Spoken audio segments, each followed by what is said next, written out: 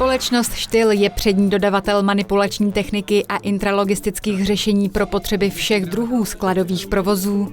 11. dubna vyrazila do regionů na svou první roadshow, která se uskutečnila v Českých Budějovicích. Společnost Styl je nadnárodním výrobcem manipulační techniky s více jak 100letou tradicí. V České republice působíme více jak 30 let.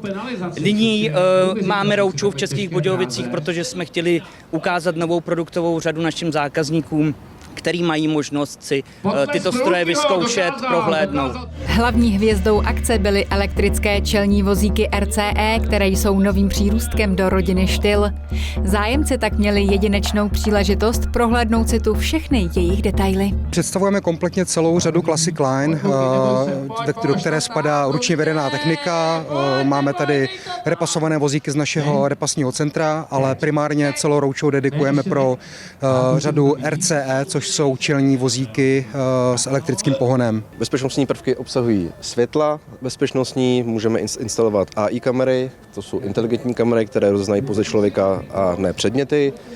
Máme tady blue spoty, můžeme to nakombinovat s projektorama, můžeme mít smartbary, bezpečnostní se Styl zabývá dlouhodobě a zákazníci poměrně vyžadují bezpečnost, tak proto se Styl na to zaměřil. Zájemcům byli po celý den k dispozici specialisté a technici pro individuální konzultace. Připravený byl také bohatý doprovodný program v podobě soutěží, parkourové show i dětského skákacího hradu. Celým dnem provázel známý moderátor Petr Rychlý, který si vozíky sám vyzkoušel. Musím říct, že mě to velice překvapilo, jak ty vozíky se velice hezky ovládají. Ono to vypadá, jako je to monument, ale ono, jak je to asi, nevím.